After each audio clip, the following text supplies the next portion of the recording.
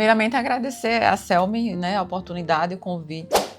Quando ela me fez o convite, eu disse, ai meu Deus, é agora, que é ousadia, né? Eu sinto ainda como uma ousadia de estar aqui, mas ao mesmo tempo eu me senti, assim, pela amizade da Selma, também, né, uma vontade de atender esse pedido da Selma. A Selma realmente, né, como ela já falou, ela sempre sempre foi essa figura que me incentivou muito, não é? Desde lá do CEUB, durante a especialização, não é? Então ela já é essa pessoa que colabora, que participa, que torce por a gente, para que a gente evolua. E assim, né, comecei por não ser da psicologia, nem da medicina, minha primeira experiência até para, né, ir sondando e mergulhando nesse mundo da psicanálise foi fazer a especialização lá no CEUB. Aí tive êxito, então a coisa foi tomando volume, a gente vai se apaixonando, né, um pouco mais. Depois aí teve a experiência da seleção, a experiência do Ananquê, que eu passei lá não só os 6 meses, mas eu acabei fazendo o curso completo lá, né? Fiquei 1 ano e meio. Depois também já tive experiência no outro espaço de saúde mental. E cá estou, né? Terminando agora o 4º ano. E a Selmi passou para mim, né, esse texto. E assim, coincidência, quando a Selmi me passou esse texto, eu de pronto, assim, já confiei na Selma. Então tá, Selma, eu vou na confiança do que ela propôs, né? Mas assim, eu tive também uma grata surpresa, porque eu já vinha há algum tempo querendo fazer uma pesquisa, algum trabalho sobre 3 temas, né?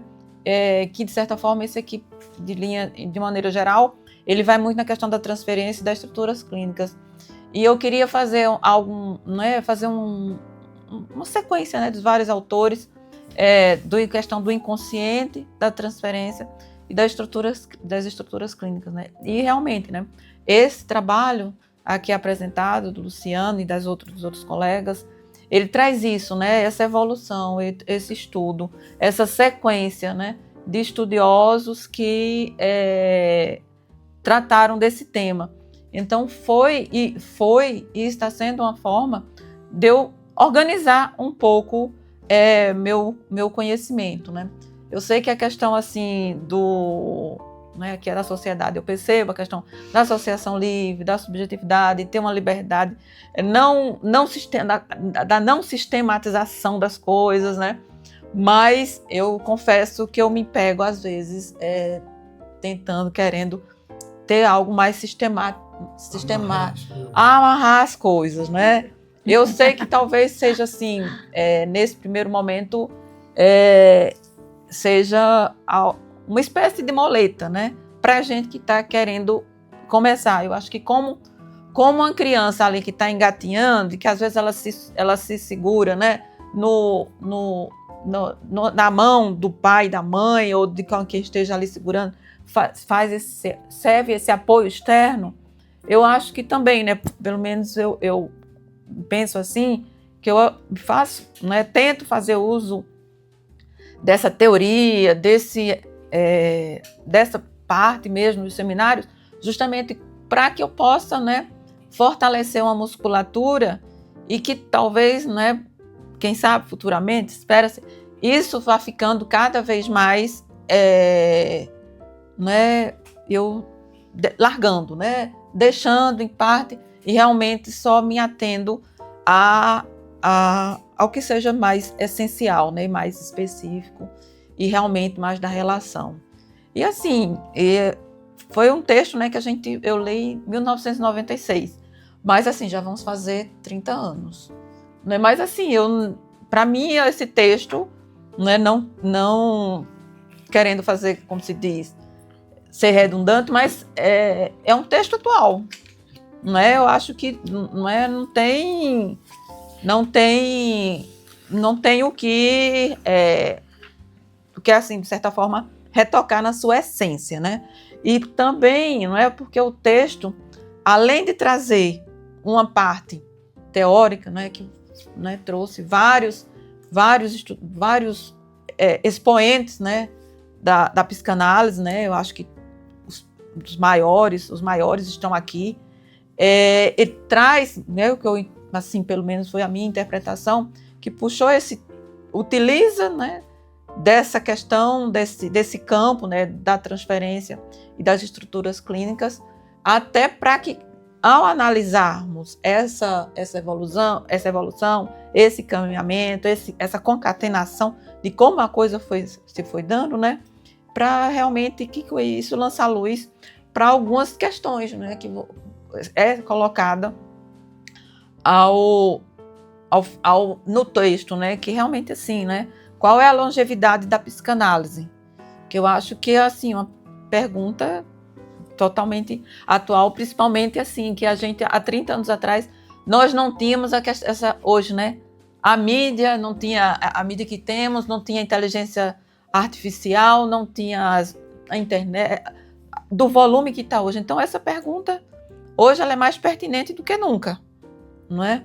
A psicanálise envelheceu? Não é? Essa é outra pergunta, diante de tudo isso que está se colocando, de tudo isso que está se apresentando nesse momento. Ela envelheceu? Não é? Outra pergunta que ele coloca. Será que a psicanálise já foi tão assimilada e difundida que perdeu a sua virulência? É mesma, também assim, é uma pergunta que se coloca, né? Qual a força das instituições contemporâneas na constituição do sujeito? Né? Principalmente hoje, né? Com essas instituições que a gente, talvez, essa instituição internet, né? As mídias, o Instagram, o YouTube, tudo isso. A pergunta também permanece atual. E outra também que ele coloca, né? Quando falamos de estruturas clínicas, estamos renunciando à noção de uma singularidade discursiva do sujeito, o que evidentemente comprometeria a escuta psicanalítica, né? Outra pergunta que se faz. Então, assim, são perguntas que, né, estão aí para a gente lidar, assimilar e ver qual é a resposta que esse mundo hoje tão mutante, não é? Tá colocando para a gente, né? E assim, responder qualquer uma dessas perguntas, eu acho que também escaparia esse espaço aqui de alguns minutos, algum tempo que a gente tem aqui para refletir. Mas eu acho que é isso, né? É essa possibilidade de estarmos aqui reunidos para, né, tentar alguns insights, alguma luz sobre isso que se coloca. Então é isso. Quanto a essa questão né, esse ponto aqui especificamente, quando falamos de estruturas clínicas, estamos renunciando à noção de uma singularidade discursiva do sujeito, que evidentemente comprometeria a escuta psicanalítica. Aí seria talvez minha percepção neste momento de estudo, né, que eu me encontro, né? E até, como se diz, esse também era uma curiosidade minha, que a gente não, na formação, a gente não tem, né? Vamos fazer um seminário só das estruturas clínicas, a gente não tem, talvez justamente seja um tanto quanto proposital para que, enquanto alunos, né, na formação, a gente não nos engesse, não nos fiquemos engessados, né?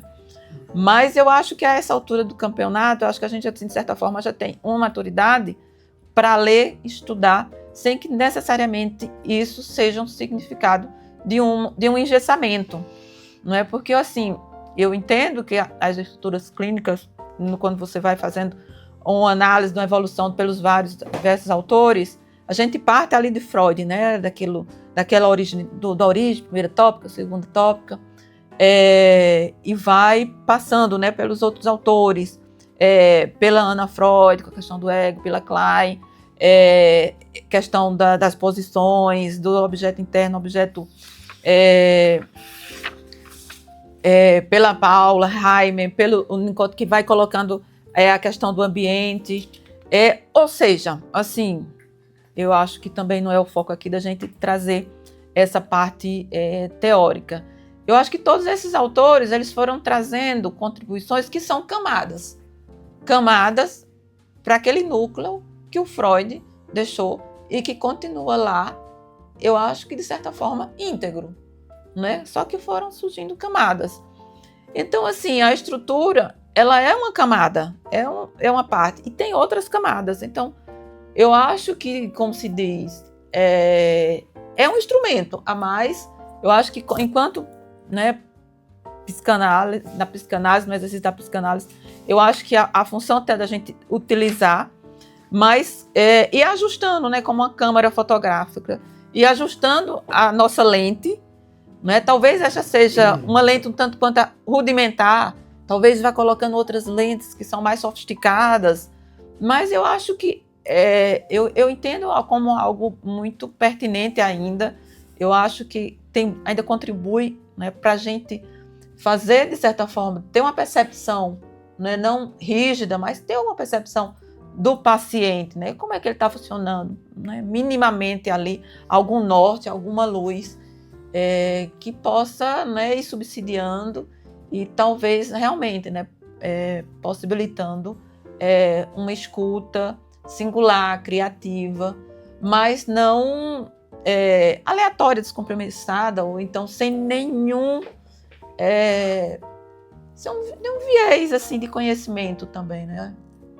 Então é isso, eu só queria assim, agradecer a oportunidade, realmente achar que é uma ousadia estar comentando um texto desse, porque inclusive tem autores aqui que eu ainda não tive contato, né? A relação dele foi bem extensa. Então é isso, eu queria só agradecer mesmo e me colocar, né, à disposição. Muito obrigado aí pelo convite da MIP, né? Muito obrigado, Giovana, né, de ter aceito aí, bater bola aí, né? A gente poder conversar, né, sobre conversa sobre psicanálise, né? Uhum. Esse trabalho, como é que ele surgiu, né? Surgiu numa época que ainda havia uma tensão muito grande entre lacaniano e o pessoal da IPA, né? Havia muito ataque, né? Um colega nosso, não muito tempo antes, tinha saído da sociedade e foi ser lacaniano e atacava a sociedade e tal, né? E eu vinha estudando, então, Lacan, fiz uma análise lacaniana, depois da minha formação, fiz uns 5 anos de análise com o analista lacaniano. E tudo isso faz parte, né, do percurso da gente, da trajetória da gente, né? E, bom, aí fizemos esse grupo, né? Constituímos esse grupo aí, que eu que estudava mais psicanálise, a Silvia tinha mais um enfoque mesmo kleiniano, né? E aí fizemos um pouco, né? Tinha um pouco de... Então tem um pouco de Lacan, tem um pouco de Melanie Klein, tem um pouco de Bion, né? E a gente estudando isso, né? Eu fui agora revendo, fui ver essa questão da estrutura, né? Quer dizer, houve uma época, né, que o Lacan, a influência lá do Lévi-Strauss, né, questão da antropologia, né, que falava muito das estruturas, né, familiares, aquelas coisas todas. Então, o estruturalismo ficou em voga, né? E isso passou a ser importante. O Lacan aproveitou disso, né? Ele estava lá em Paris mesmo, as coisas acontecendo lá, ele se aproveitou disso, né? Dessa coisa da estrutura e do Saussure, né? Da questão da linguística, e foi compondo lá a teoria dele, né? E aí, bom, o Lacan, ele pertencia à sociedade ligada à IPA, né?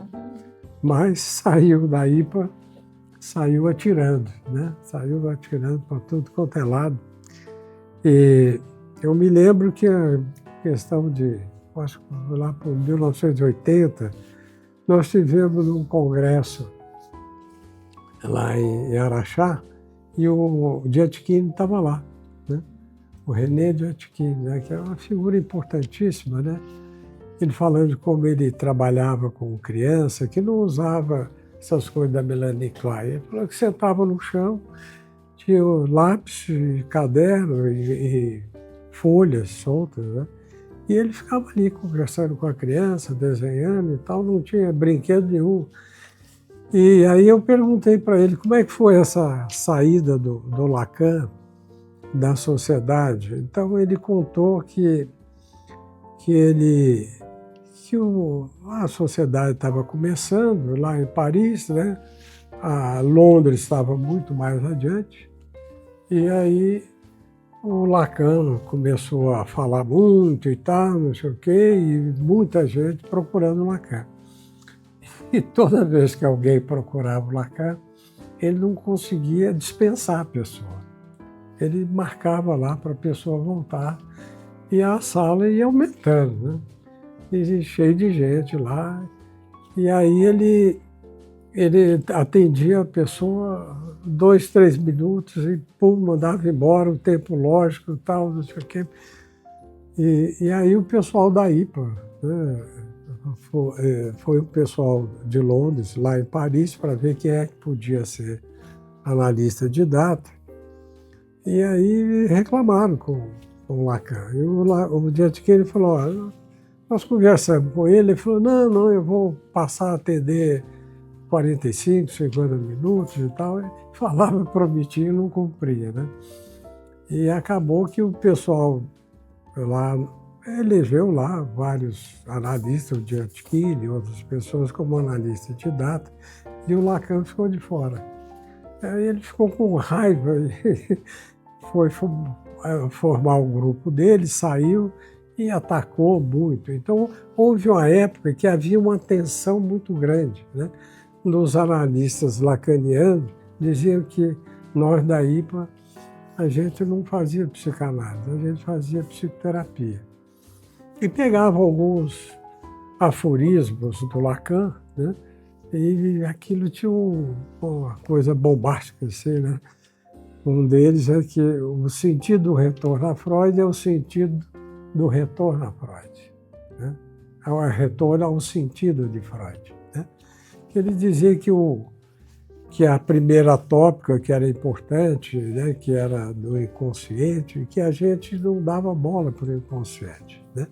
A gente ficava só ali na segunda tópica do ego, id, superego e tal, e que Lacan, achava que a gente não fazia psicoterapia, principalmente a partir da Melanie Klein, que a Melanie Klein, ela tinha uma abordagem assim, muito de falar lá da mente, da coisa, parecia que a pessoa estava irradiando o que estava acontecendo dentro da mente da pessoa, e que achava que a psicanálise, segundo Lacan, tinha ficado uma coisa de maternagem, né? Aquela coisa de bebê, a mãe, bebê, dá o peito bom, e o analista ficava nessa posição de ser esse peito bom e tal, e que virava uma maternagem, né? E que não era psicanálise. Então era uma coisa que sempre aparecia, não, vocês não estão fazendo psicanálise, então estão mais na primeira tópica falando do ego, né? O ego é essa coisa faz de conta que não sei o quê, que fazia uma série de críticas, né? Essa coisa do ego, e que a gente trabalhava no plano imaginário. E que trabalhando no plano imaginário, a gente estava só reforçando os sintomas do paciente, né? Então havia muita discussão. E foi interessante que eu fiquei me lembrando da época que era muito ataque. Eu tenho um filho que é lacaniano. E eu pergunto para ele como é que é o negócio. E tal, Ele falou, não, eu não vi isso não. Eu fui falando essas coisas para ele. Ele falou, não, eu não penso isso não. Não, você... Eu falei, bom, então mudou, né? Então, então eu tive a surpresa, porque eu vi que a coisa hoje tem uma distensão muito maior, né? Então, o Lacan, ele falava dessa coisa das estruturas. As estruturas neuróticas, né? Como o Freud sempre falou de análise para neurótico, né? Depois é que veio Melanie Klein e abriu para trabalhar com psicótico. Então, as estruturas clínicas, né? Por exemplo, o histérico, né?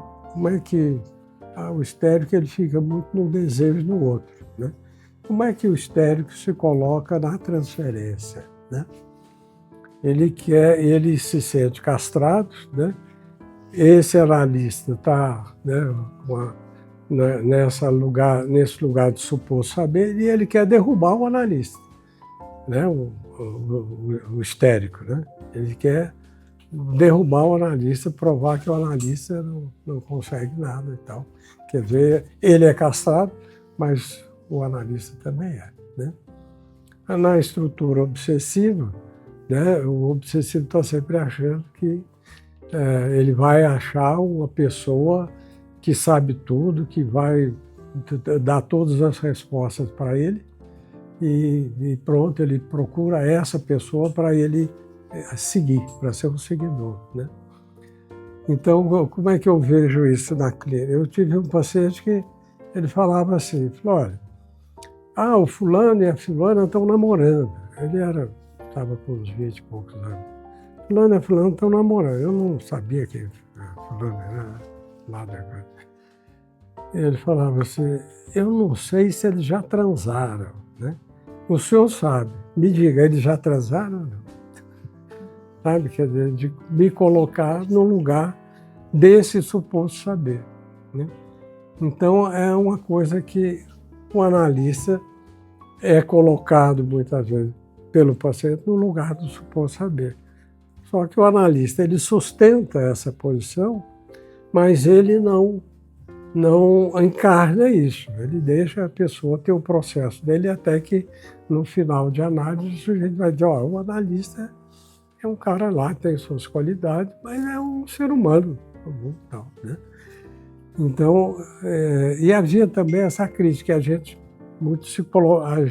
da IPA, né, acabaram colocando muito nesse lugar de encarnar esse suposto saber, né? Então havia muito ataque. Depois houve uma crítica muito grande ao estruturalismo, né? Alain Badiou, Derrida, Deleuze, né? Uma série de filósofos, né? Começaram a questionar e falava que não existia essa questão assim de uma estrutura, né, que garantia ali um funcionamento, uma maneira da pessoa de ser, e falava de configurações vinculares, né? Falava de configurar, que depois deu margem também a muita coisa de vínculo e tal, né? Que hoje a gente trabalha muito nessa questão do vínculo, né? Então falava, bom, a estrutura não é isso assim como o Lacan coloca, há sempre o imprevisível, né? Alguma coisa que surpreende e que ninguém sabe, né? E que hoje a gente fala do bio, né? O que é o bio? O bio vai falar do desconhecido, né? Você sabe o que é isso, o que é aquilo? A medo do analista, olha, o futuro a gente não sabe, é o desconhecido. Vamos trabalhar, né, um agora, um vínculo, né? Então, essa questão, a psicanálise foi evoluindo, né, de Freud, como colocar a transferência, a pessoa, chega lá com a pessoa e projeta muita coisa, idealiza muita coisa no analista, né? E como vai ocupar para o paciente esse lugar de suposto saber. e coloca muita coisa que foi da infância, tá, da relação com os pais, é colocado, né? Isso, e o Freud dizia, bom, o ideal é que o analista seja uma tela em branco, né, seja um desconhecido da pessoa. Hoje é impossível, né? Porque qualquer pessoa procura a gente, já viu na internet o que você fez. Então, essa tela em branco já não funciona mais, né? Depois do Freud, né, veio a Melanie Klein, né, falando muito da coisa da identificação projetiva. Então, você está dizendo que isso é meu, isso é seu, isso está aí, tá, interpretando a transferência, né? Mas o que a gente foi vendo? Que a gente viu que a gente não pode estar interpretando a transferência, que fica uma coisa extremamente persecutória, né, para o paciente, né? Então a gente trabalha na transferência, né, sem necessidade, sem precisar estar achando que a gente tem que estar nomeando a transferência. Mas teve um tempo que era assim, a gente apresentava um trabalho, onde é que você está trabalhando a transferência, não trabalhou a transferência. Era um policiamento muito chato, né? Acho que isso inibiu muita gente de apresentar trabalho e tal, porque viam esse tipo de cobrança, né? de crítica, de cobrança. Então, hoje eu vejo que a questão do campo, né? Do campo psicanalítico, né? do casal Barranger, né? E isso foi havia uma distensão. Hoje você trabalha, não tem que ser aquela coisa assim, eu, o analista ali, o paciente e tal. É uma coisa vincular, né? Sim. E dos dois, né, trabalhando juntos, né?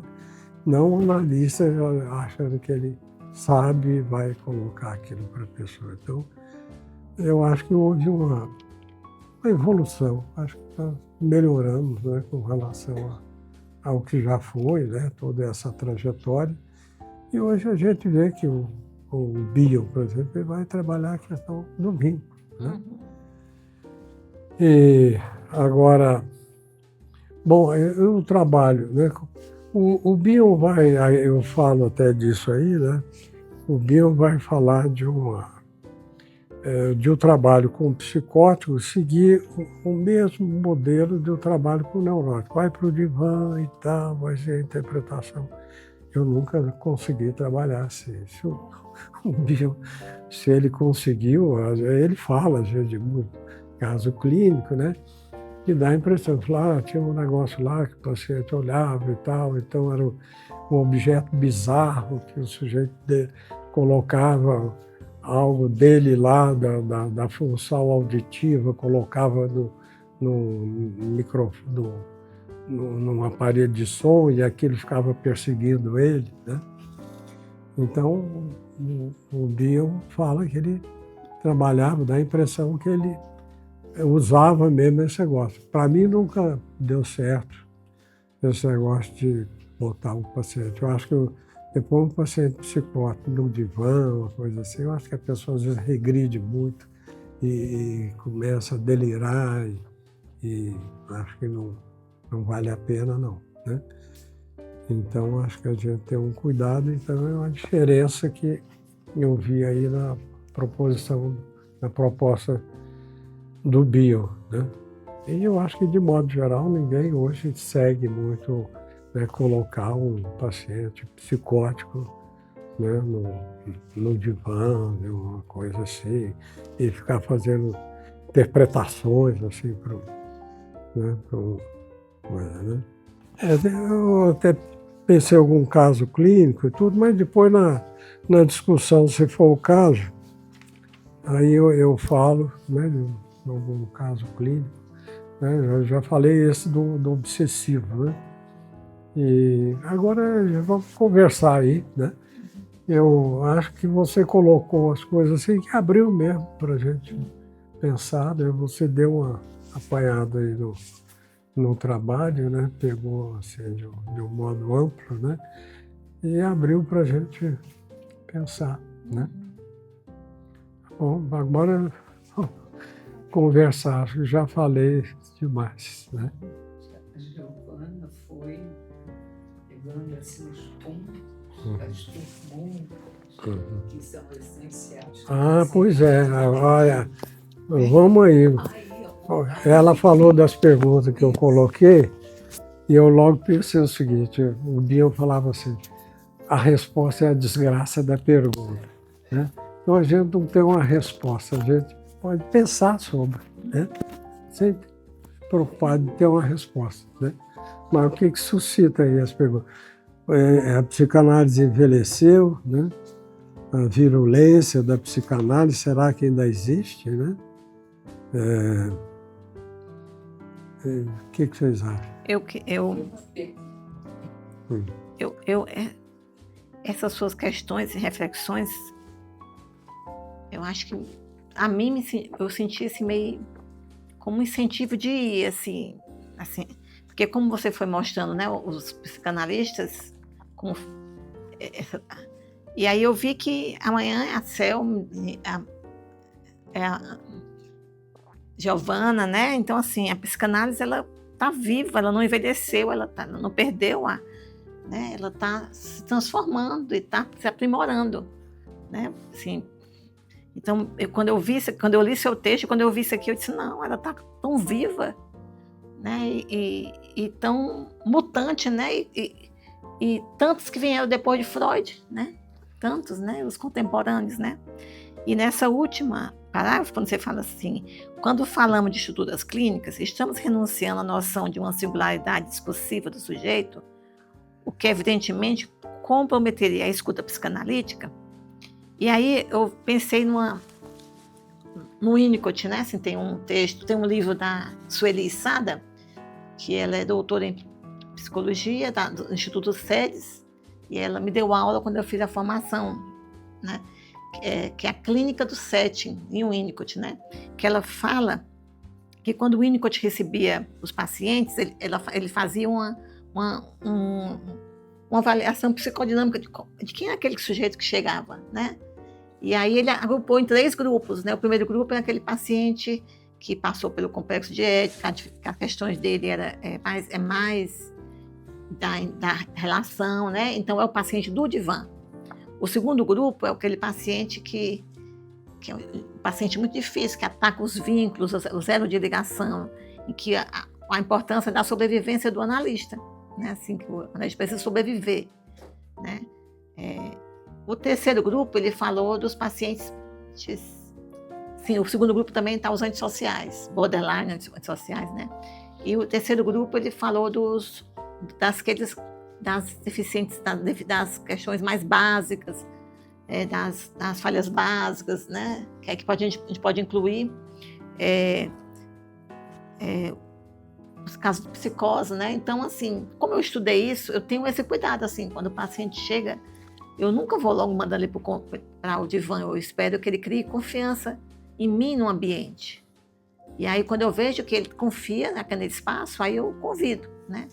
E aí eu tive recentemente essa experiência no consultório de um rapaz que já tinha rodado em várias analistas e que ele não ficava, né? E chegou uma vez que ele até me ameaçou, olha, se você fizer assim, eu vou abandonar também, viu?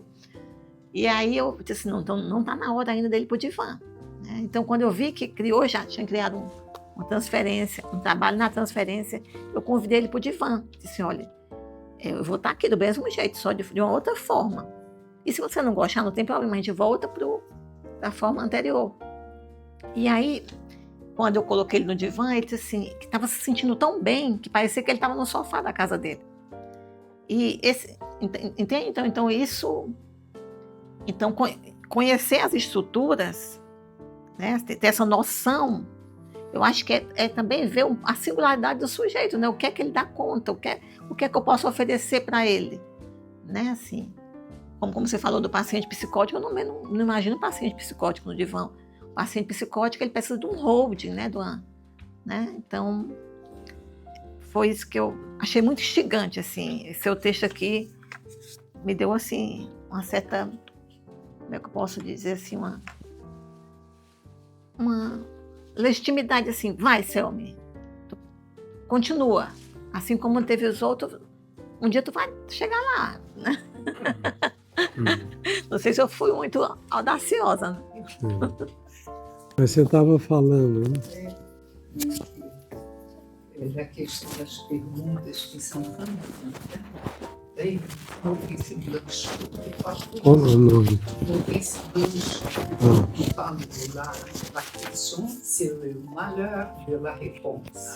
Exatamente isso. Porque a gente fecha questões, a gente vai ampliando por resposta circunstancial também, né? Mas achei tão rico também no seu texto, psicanálise envelhece. Olha, permita que essa voz, ela é viva, ela é permanente, mas ela envelhece também no sentido histórico daquele momento contextualizado nas subjetividades das patologias, enfim, dos sintomas, e como a cultura ela nos insere e nos mobiliza, né? E aí me fez lembrar da Júlia Kristeva, aquele livro dela, né? Que é espetacular, as novas enfermidades da alma, as novas doenças da alma. E ela traz exatamente isso, né? Da subjetividade e das novas patologias contemporâneas nesse contexto, no mundo, o que a Giovana falou, né? Um mundo tão multifacetado que a gente tem isso no nosso consultório. A gente percebe agora. Eu gosto muito, assim, pela confiança em Freud. Ele é a nossa base, a nossa referência, né? Mas aí eu lembro, o Mahler chegou no consultório, né? Isso aí é o Peter Gay que traz também. Ele estava super agitado. E não. Aí o Freud percebeu, aí ele falou, não aguento ficar aqui. Aí ele vai e sai, o Freud o acompanha numa caminhada, né? Pela floresta. Então, se o Freud tivesse vivo, o Freud não teria envelhecido, porque é um investigador e sempre aberto a buscar, né? Novas ligações, novas construções. Por exemplo, falei nova construção, eu lembrei, estou aqui vagando um pouco, esse texto, né? Quando ele traz as construções. Então, ele, né, vai lá remetendo ao incognoscível, ao não, agora me fugiu a palavra, ao que não pode ser dito, né? Porque antes não é um recalcamento, é a cisão. E é um texto belíssimo dele. Então mostra como Freud era, e seria contemporâneo aqui, estaria até provavelmente fazendo na época dele não tinha televisão, nem celular. Quer dizer, ele, à noite, o que ele ia fazer? Ele ia escrever o que ele tinha vivido durante o dia, né? Então, hoje a gente fica muito disperso, né? E você estava falando, está me lembrando que hoje a gente pensa muito na influência do meio, né? Na constituição subjetiva do sujeito, né?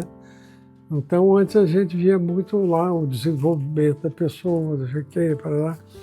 Hoje a gente está vendo, há uma interação muito grande, a sociedade, o que acontece no plano social tem uma influência muito grande na subjetividade, né?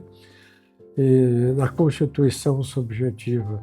E essa interação, então, do analista, né, com o paciente, que hoje já é de um outro nível, né?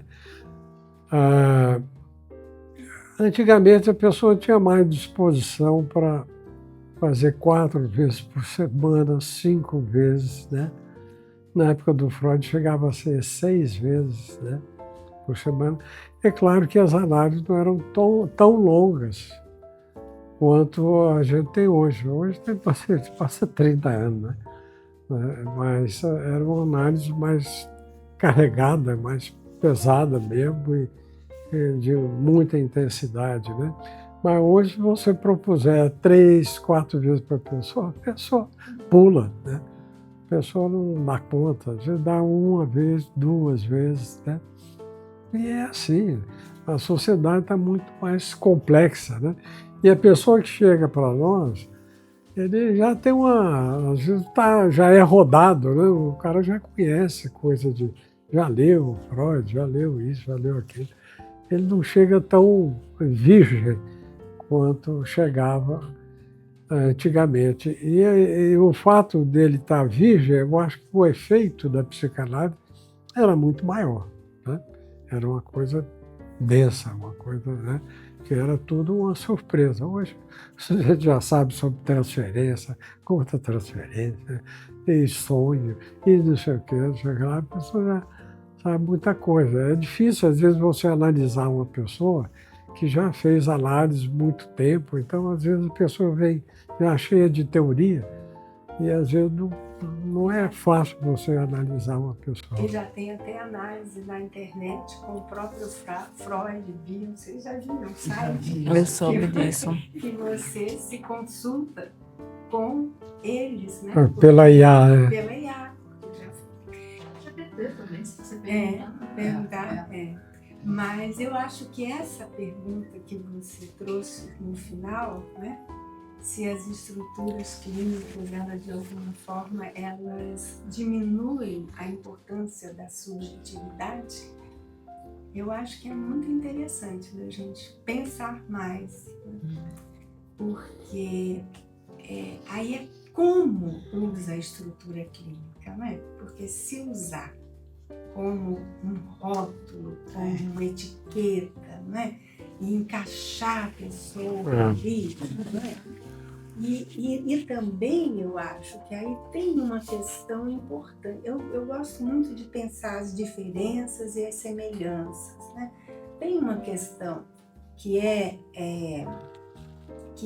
eu acho que é uma diferença de uma visão mais lacaniana para uma visão nossa, que é Freud, mas são os contemporâneos, são os analistas do campo, quer dizer, você falou nisso, né, Luciano, como uma estrutura que aí ficava muito fechada, né? Porque a gente tem até essa ideia do bio, né? Que todos temos partes neuróticas, sim, partes psicóticas, não é? E que a gente passa, né, da posição depressiva, por exemplo, todo isso, então isso é uma questão dinâmica, não é?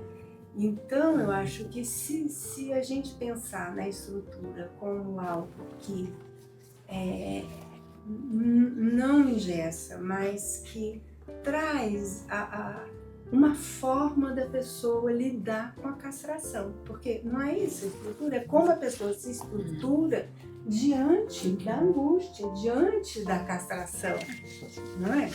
Quer dizer, como é que ela vai lidar? O neurótico vai lidar de um jeito, o psicótico, aquilo que as defesas, os sintomas, são formas de lidar com a castração, com a finitude, com a angústia. Então, eu acho que pode ser uma referência, como você falou assim, de pegar na mão, né?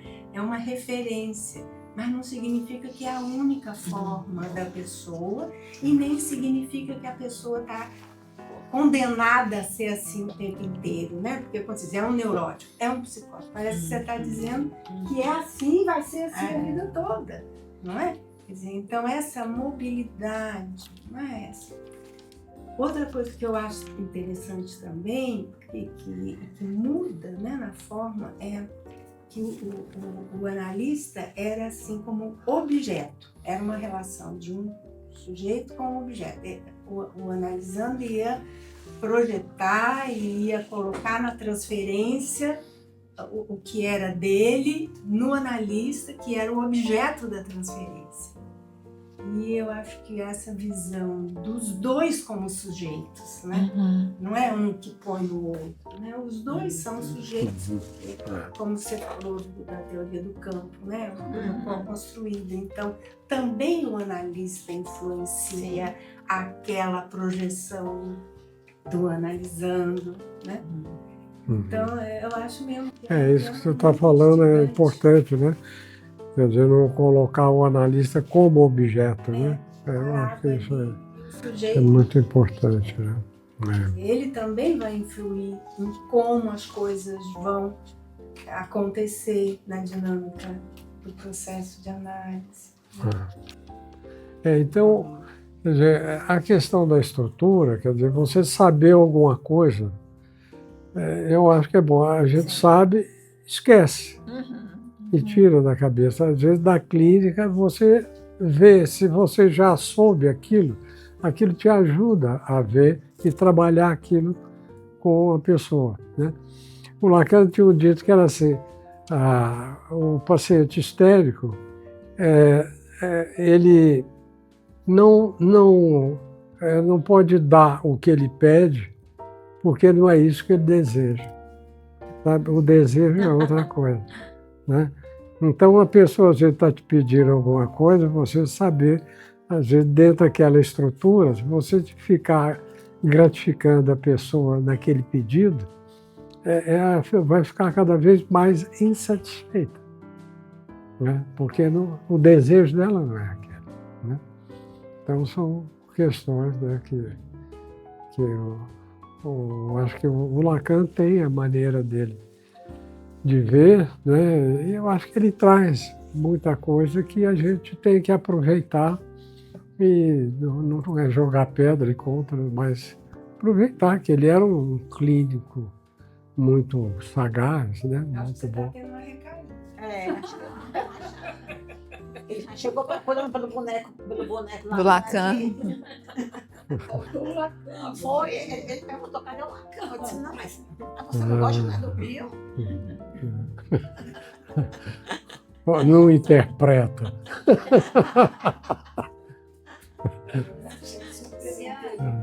Eu queria trazer a questão da cultura, né? Que eu achei fabulosa. 30 anos atrás você colocava isso aí, e a cultura e a psicanálise, né? Porque muitos da tradição, vamos dizer, mais clássica, falavam que a cultura vinha através dos pais, né? A cultura entrava ali na relação com a criança através do superego paterno, materno. Mas não, né? Isso que você colocou, ela vem direto na criança. Hoje uma criança passa 8, 10 horas numa creche. E aí, né? Então, e aí os lacanianos, eles estão muito mais à frente no sentido de incorporar a cultura. Eu tenho visto alguns textos, algumas lives dele, daquele Instituto ESP, plataforma ESP, e como eles trazem a questão da cultura, né? Dos valores, dos paradigmas, né? Por exemplo, hoje toda essa discussão da sociedade do cansaço, do desempenho, né? Enquanto valores culturais que o sujeito vai passando e vai entrando em angústia, porque ele não consegue corresponder a esses, né, valores mesmo capitalistas. Cada um que é bom, que se mantém, que se faz, né? Então, eu achei fabuloso já trazer aquilo, né, essa discussão da cultura, né? 30 anos atrás, eu acho que a gente evoluiu, mas ainda tem muitas resistências. Fazem parte do processo também de questionar para possíveis transformações, não é? Porque se não houvesse, também peguei o termo resistência no sentido de trazer um outro vértice, né? Aí o pensamento complexo também do Edgar Morin, porque nos ajuda ou nos incita a pensar. O que é isso? né? E pode ir juntando e ampliando. Porque isso, por exemplo, como você trouxe a questão, né, da estrutura, do perigo até então, das estruturas clínicas, a pessoa então assim, assado, que me fez até lembrar, eu peguei aqui, porque engessa de certa forma, né? Tem um prisma que fica ali num vértice só. Aí eu me lembrei, né? Aquela música que cantava na abertura de uma novela, acho que é Gabriela, Eu nasci assim, eu cresci assim, eu sou mesmo assim, você sempre assim. Gabriela, sempre Gabriela. Né? Então, nesse aspecto das transformações, das inquietudes que a gente tem. Então, aí vem, como você disse, dessa abertura também. Eu tive vendo a questão do neoliberalismo, né, e o efeito disso, né, do psíquico, né, como uma questão assim, da insatisfação, né, da pessoa estar num lugar, ela achar que ela está melhor num outro lugar, ela está sempre procurando um outro lugar, como que isso está presente, né, no neoliberalismo. A pessoa há um quanto de insatisfação que é muito grande, né? E que isso vem sendo utilizado na economia, né? Para a pessoa trabalhar e produzir, e é o cansaço, né? Então, acho que a gente tem que estar sempre olhando como que a subjetividade está sendo invadida, né? Por tanta coisa que é da cultura, né? Quer dizer, tem hoje elementos muito mais importantes do que a influência dos pais, né? Quer dizer, da escola, o que vai lá, não sei o que, a competição, a rivalidade. Outro dia a gente estava vendo uma série que os pais, assim, os adolescentes tinham uma vida que os pais não sabiam, né? A menininha dormiu, então ela está dormindo. Cadê que ela está dormindo? Ela pulou a janela e vai e apronta e faz um monte de coisa e os pais não sabem de nada. Então é uma coisa problemática, né? E qual é o nome da série? Qual é o nome daquela da fulana que aparece morta lá e tal? Adolescência? Não é adolescência, não. Mas você fez esse comentário. Olha, os pais nem imaginavam, né? A filha traficava, drogava, não sei o quê. Chegava em casa, cara boazinha e tal. Os pais não sabiam de nada. Esse termo, né? Eu já vi você usar esse termo, porque antes era muito intrasubjetivo, né? O modelo da análise mais de Freud era intrasubjetivo. Aí depois veio o movimento intersubjetivo, né? E aí esse termo transsubjetivo, né? Que é que vai... que essa incorpora da cultura o social, né, de uma forma direta, e não só pelo superego que vem dos pais e tal. Porque senão a gente fica engessado. teóricos que vai aquela Argentina, né? Você está aprendendo também, gostou? Agora, o pessoal da vincular, né? Agora, aí a questão que fica é porque a gente pode entender que algo vem de dentro da cultura, mas não cabe na análise trabalhar a cultura, né? Eu acho que essa é uma diferença importante, né? Na análise, você ficar achando que vai ali fazer alguma coisa, também fazer aquele caminho, né, de julgar. Quando o paciente traz isso, você tem que trabalhar. Não, né? mas você não vai, você vai trabalhar como ele Sim, está trazendo dele, né? E não você também vai fazer esse atalho e falar, mas aquilo lá realmente é um absurdo, não poderia estar acontecendo, é melhor tal coisa, não é? Eu acho que é. Quer dizer, você está dizendo que o analista não pode estar colocando a crítica que ele tem a algo da sociedade para esclarecer o paciente? Eu acho que não. O que vocês acham? Eu acho também que não. O que você acha, Almeida? Dependendo do contexto, da situação, da dupla, eu acho que é possível, né? Isso vai depender muito da cada dupla que vai conduzir. Agora você foi Então, bingo. não dá para dizer, não pode de jeito nenhum, Não. ou pode, né? Não, mas não é nesse sentido. Você foi no X da questão, dependendo da dupla. Isso é essencial. Do contexto, É. da dupla, né? Porque aí o Luciano trouxe o campo, você voltou a falar, e aí é o campo da intersubjetividade. Né? Esse entre, essa influência mútua, mas aí o cuidado também, quer dizer, trabalhar a situação clínica da vivência, do sentimento, como ele pensa agora. Na minha opinião, eu na dupla, eu posso pensar, a questão da contratransferência, né? De ser uma ponte, porque senão eu vou interferir ou precipitar algo que ainda ele não está nem pronto para ouvir, Mas agora Mas o aqui, que você acha, Luciano? Olha, eu acho que aí é uma coisa assim, um trabalho de análise como uma arte. Né? Quer dizer, se eu vejo, Estético. tenho uma visão crítica sobre uma determinada coisa, e o paciente, às vezes, ele está esbarrando naquilo, e não tem uma clareza sobre aquilo, como que eu interrogo o paciente para que ele mesmo possa desenvolver o pensamento dele, sem que eu dê isso de bandeja. Né? quer dizer, é algo que pode facilitar ou ajudá-lo a perceber. Mas agora, num ponto que quando eu falei assim, eu acho que a gente não pode, a gente vai estar sempre lidando com a forma como o paciente está percebendo, né?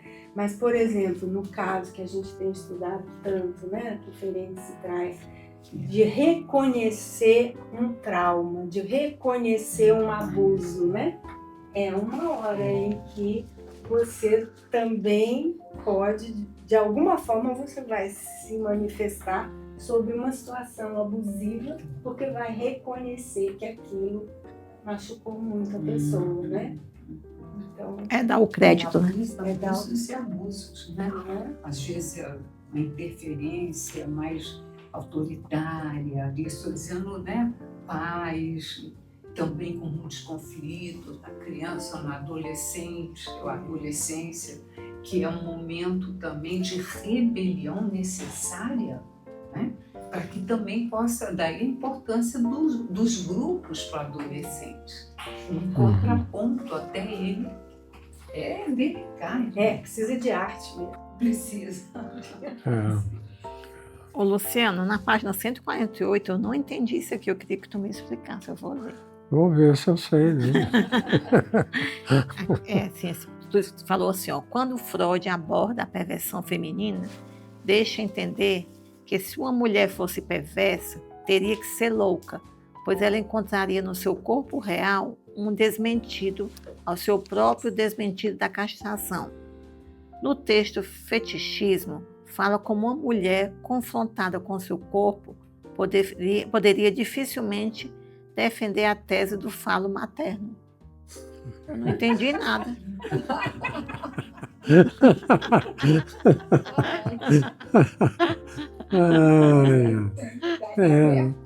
Ela colocou a questão para todo mundo.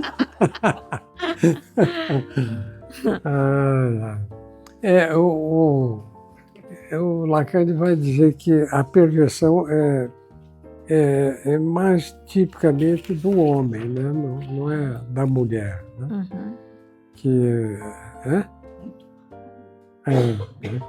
Então, a coisa está falando disso, sabe? Que é essa questão, que a castração é tanto para o homem quanto para a mulher, porque o falo algo imaginário, né? Não tem nada, não tem nenhum correspondente dele, né? Eu falo, é esse tudo, né? Essa coisa. Então, a mulher perversa aí, né? Quer dizer, ela vai se colocar, né, como essa que é senhora do desejo, né? Que ela domina esse desejo. Então, o que ele está dizendo é que é uma coisa que não se sustenta, sabe? Porque ela é castrada, aí no caso parece que ela é mais castrada do que o homem, mas não tem esse objeto, né, fálico, aí, semelhante ao falo, né, para esse objeto concreto, né, para ela poder criar alguma coisa e dela ter essa plenitude, esse toda, né? Então, o Lacan vai dizer, a mulher é não toda, né? É não toda, ela não... Então, o fetiche é muito mais do homem, né? A perversão é muito mais do homem, né? Tá. Mas seria assim que os homens são mais iludidos, vamos dizer assim, são mais fáceis de serem iludidos, De acreditar. Né? E acreditam mesmo, né, gente? Aqui para nós. Os homens acreditam mais que eles têm tudo, porque eles se iludem com o fato de ter pênis como se isso fosse um falo, né? Mas não é. Né? Agora, isso que você falou, e o que você falou também, Luciana, como é que fica? Porque a mulheres também, por se sentir não toda, ela coloca o filho como falo. O Freud vai falar disso, né? O filho como equivalente do falo, né? Mas E aprisiona também.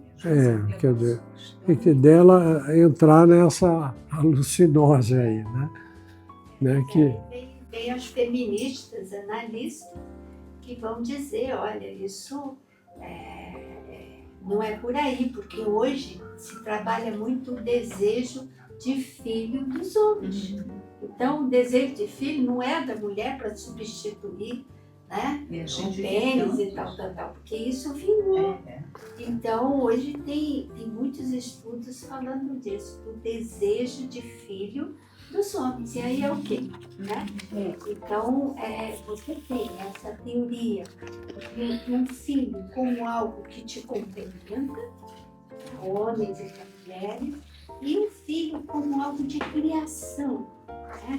De criação para o mundo, que é uma outra possibilidade de ligação com uma criança, né? Agora você falou, né? Hoje em dia, olha aí a cultura, não é? Nessa ampliação, em outras possibilidades. Mas eu gosto muito da Maria Raquel. Criação e continuidade. Como é que é? Como é a Fátima? Os filhos, né, para os homens e para as mulheres, é a questão da criação e da continuidade. É quando se produz Não. trabalho de Você diz de lidar com a finitude, com a morte, né? Quer dizer, o filho como alguma coisa de elaborar isso, de sublimar, né? Quer dizer, vou tolerar a minha morte porque eu sei que os filhos, os netos estão aí, né? Eu acho que sim. Agora, a gente fala muito dessa questão da função materna e função paterna. Acho que a gente não pode grudar, né?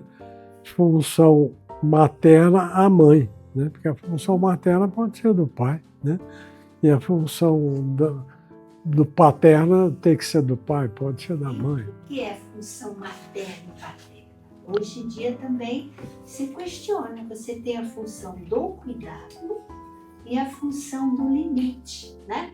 De colocar limite, de apresentar o mundo. não é para usar mais nem mãe nem pai, porque um adulto pode fazer essas coisas, né? Pode fazer esse movimento. Eu Eu também gosto já muito nem uso mais. desse questionamento. Hã?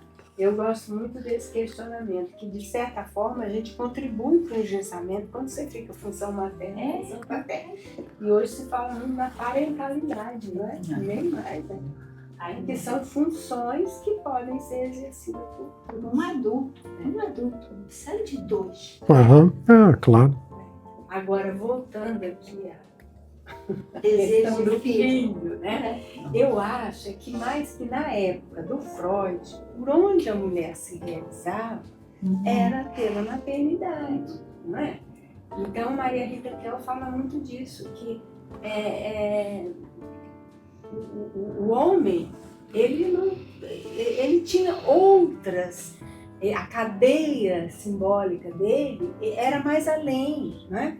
Então o homem, agora a mulher parava no casamento e no filho. Então era o que ela tinha para se sentir Valorizada. valorizada, né? Socialmente valorizado. Era a cultura da época. Hum. Pois é, mas ela naquela cultura que era esse o único papel, né? Agora o homem, o equivalente do falo para o homem, às vezes é um carro potente, é uma posição de chefia, não é?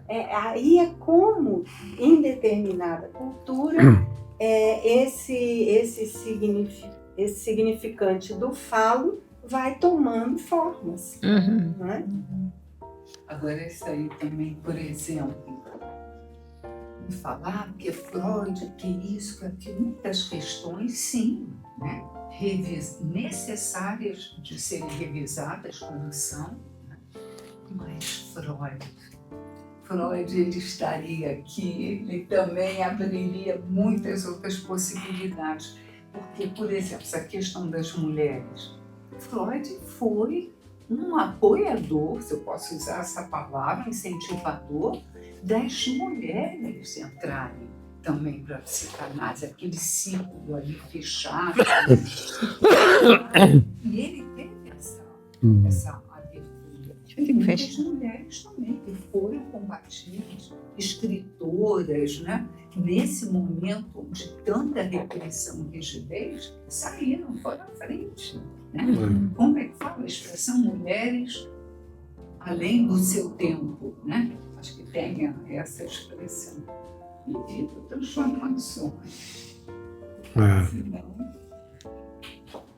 Mas e aí, Giovanni, as suas questões? Não, realmente assim, é um mar de informação, né? E mais conteúdo, e realmente assim, eu achei muito essa parte cultural, até que ela colocou algumas questões que para mim até são novas, assim, mais recentes, não vou dizer que propriamente novas, mas realmente assim, que parece que a gente vai, não é agora, não vou ler agora mais isso, vou estudar. Eu achei muito interessante essa questão da cultura, né? E assim, é muita informação que vocês dão aqui, realmente assim, é uma aula, é uma oportunidade ímpar, né, de estar aqui. Mas você contribuiu, você estimulou aí muita coisa, A gente tenta, né? Não, e ele assim, o Luciano, ele pegou outro texto, né? Que ao mesmo tempo é esse texto. Né? Como ele veio falando aqui, a história do Lacan, da história da IPA, a história... Não é? Ele fez um apanhado que, assim, eu não tinha percebido, mas quando ele trouxe, eu disse, não, mas é esse texto. Então é isso, né? É a riqueza da psicanálise, a riqueza dessa leitura e a riqueza, né, do texto, da atualidade dele, que eu acho que, assim, que realmente é muito válido, e eu só tenho a agradecer a todos e a paciência. E nós também agradecemos. E a sua coragem. Você pegou um texto, né, com tanta complexidade. Ele é complexo. Ele é complexo, gente. Parabéns. Agora, essa coisa da época, né? Eu pensando assim, na época que eu fiz análise, a minha formação e tal, a gente não falava de preconceito. Esse negócio de preconceito de raça, cor e tal. A gente, é tudo assim, muito se trabalhar lá o que está na sua mente, não sei o quê. Isso é uma coisa recente, sabe? A gente pensar isso, olha, o preconceito, né? Havia tanto preconceito que eu me surpreendi quando falaram da Virgínia como negra, preta, como uma pessoa preta. A gente não sentia isso. Eu acho que era racismo. Era uma negação, né? E ela também não falava, ela nunca me falou, por exemplo, que o pai dela tinha sido escravo, pegou o nome lá do cara, não sei o quê, do bicudo, veio lá do cara que era o dono lá do pai dela, sei lá. E ela não falava disso, né? Eu acho que ela também tinha, né, um preconceito ali. Mas essa coisa que a gente hoje tem uma clareza maior, né? A questão dos preconceitos contra pessoa indígena, contra não sei o quê. A tendência é de achar que não dá para ser psicanalista, né? Porque agora que a gente falou, mas por que não, né? Então é uma coisa que é muito recente isso, né? A questão dos preconceitos, né?